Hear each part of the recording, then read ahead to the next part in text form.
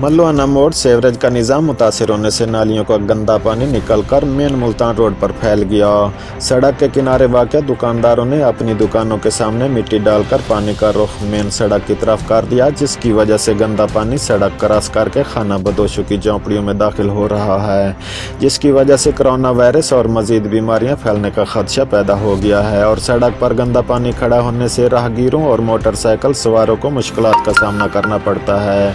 गंदा पानी खड़ा रहने से ज़ेर ज़मीन पीने का पानी भी आलूदा हो रहा है और ताफन में सांस लेना भी मुश्किल है। अगर फिलफौर एक्शन न लिया गया और गंदा पानी इसी तरह रोड पर चलता रहा तो जानी नुकसान का भी ख़तरा है और कई बीमारियां फैलने का खदशा है। इसके अलावा रोड भी टूट फूट का शिकार हो जाएगा।